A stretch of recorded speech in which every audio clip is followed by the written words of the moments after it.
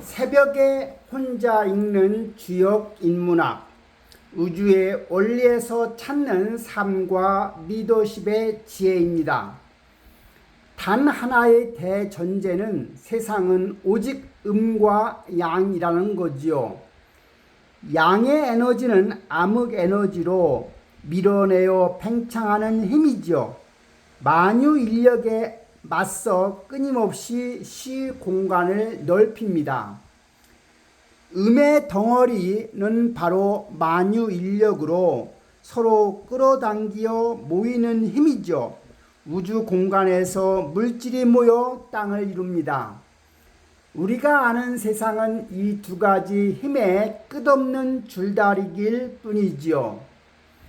통합 매트릭스로 우주 생명 시간은 같은 규칙을 공유합니다. 음과 양을 구분해 보면 음은 물질적 성질이 만유인력 물질 땅 낮음이고 양은 물질적 성질이 암흑 에너지로 시공간 하늘 높음입니다. 음의 생명의 속성은 몸, 육체, 죽음, 부교감, 신경, 억제이지만 양의 생명의 속성은 영혼, 정신력, 삶, 교감, 신경으로 활력과 촉진입니다. 음은 시간과 존재가 과거이며 가만히 있는 존재 결과지만 양의 시간과 존재는 미래이고 끝없는 출발점이고 원인, 무에서 유를 창조하는 겁니다. 생과 사의 역학입니다. 천근만근의 비밀이지요. 삶은 안정된 구조이지요. 죽음은 분리현상이고요. 양이 깊숙한 곳에 자리하고 음이 높게 있으면 삶이고 영혼 양이 몸 내부에 단단히 자리 잡은 상태입니다.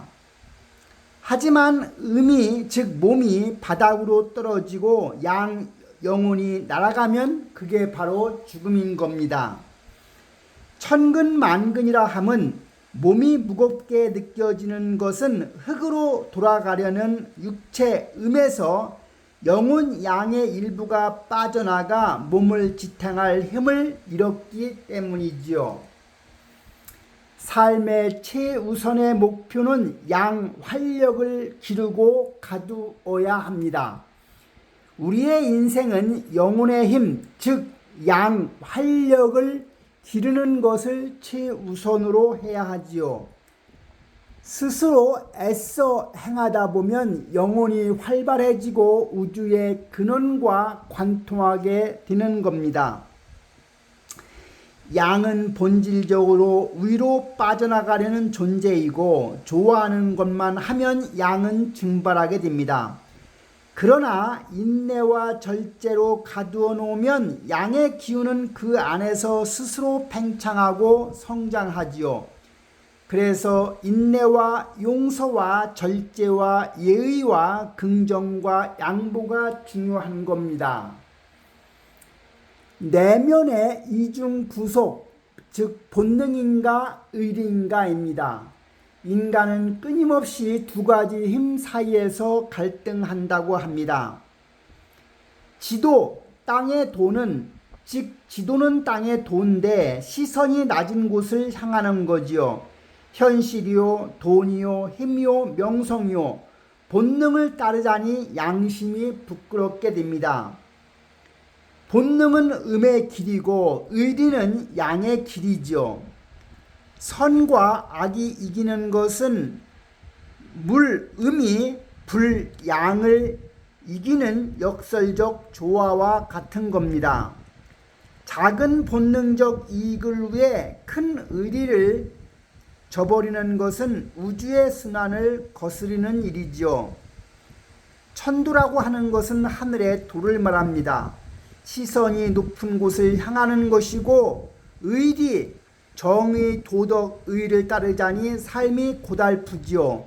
바로 의리는 양의 길인 겁니다. 세상은 사람을 움직이는 궁극의 힘인 겁니다. 세상을 움직이는 것은 법과 권력과 재력이 아니고 궁극의 힘은 바로 매력이지요.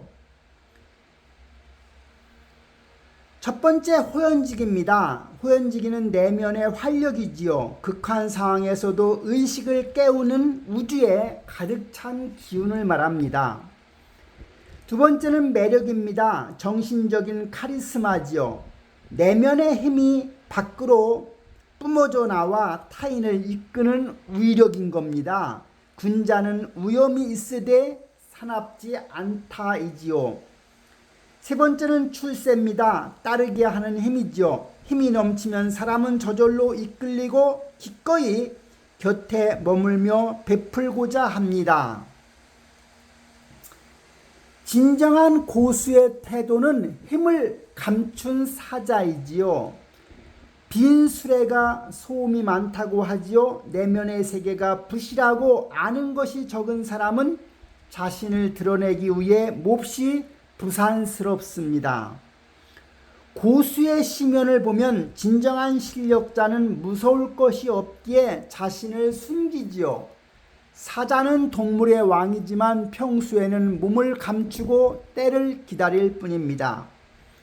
힘이 있을 때 밖으로 드러내지 않으면 낭비되지 않고 응축되지요. 진정한 힘은 억지로 과시하지 않아도 저절로 드러나게 되어 있습니다. 리더의 숙명은 우뚝 솟은 고독한 산인 거지요.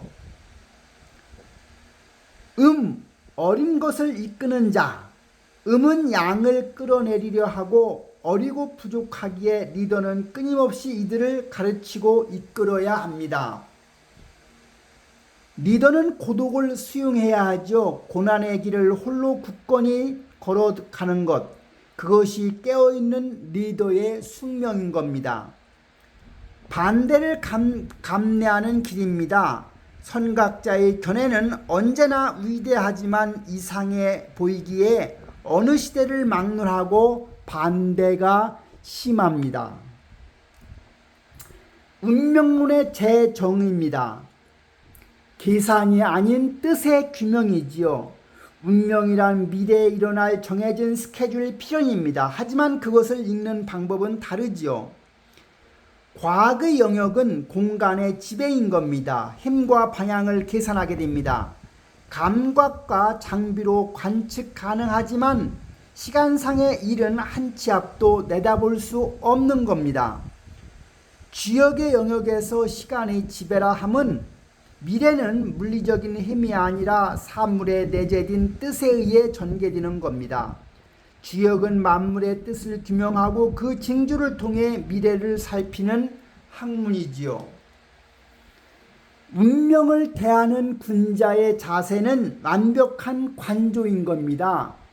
미래가 오면 아 이것이구나 하고 있는 그대로를 받아들여야 합니다. 좋고 싫음을 말해서는 안 되지요. 감정의 배제입니다. 운명이란 영화의 한 장면을 보듯 대해야 합니다.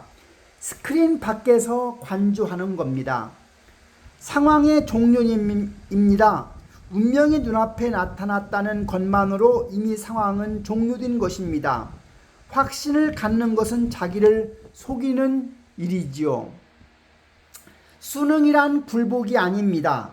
힘을 비축하는 행위이자 모든 것을 포용하는 거대한 자세이지요. 관찰과 징조입니다. 숲을 넘어 산을 보라는 겁니다. 인간의 지나친 지성과 분석적 태도는 미래의 징조를 감지하는 본능을 희화시킵니다. 나무만 보고 산을 보지 못하는 우를 범하고 있는 겁니다. 삶의 절대 조건입니다. 관찰하지 않으면 세상을 알 수가 없는 겁니다. 관찰이 끝나는 순간 삶의 의미도 존재의 확장도 끝납니다. 징조의 파악이지요. 좋은 징조는 몰라도 되지만 나쁜 징조는 재빨리 눈치채고 방비해야 합니다.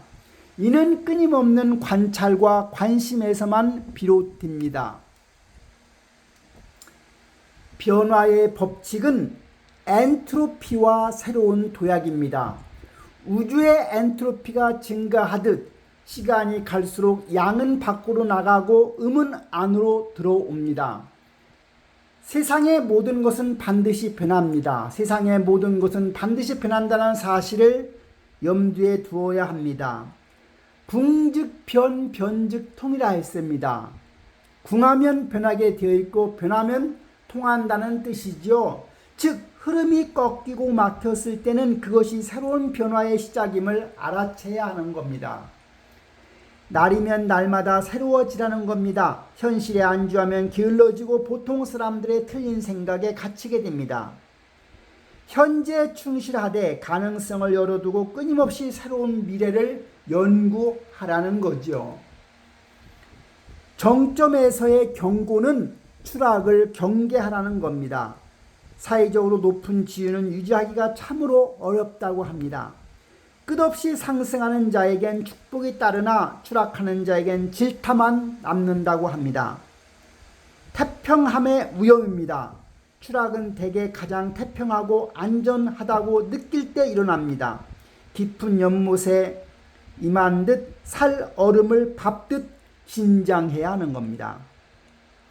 위치의 성찰이죠. 자신의 위치가 너무 높은 것은 아닌지 끊임없이 살피고 베풀 것이 있다면 반드시 세상에 베풀며 살아야 합니다. 지식을 넘어 지혜와 실행으로 주역은 괴상을 애우는 단순한 지식은 아닙니다. 그것은 세상을 꿰뚫어보는 지혜이자 내 삶의 처세에 적용해야 할 적극적인 행동 지침인 거지요. 우주의 원리가 당신의 내면에 있습니다. 관찰하고 힘을 응축하며 때가 오면 기꺼이 순응하는 겁니다. 당신의 삶은 매일 새벽 새롭게 시작되어야 하지요.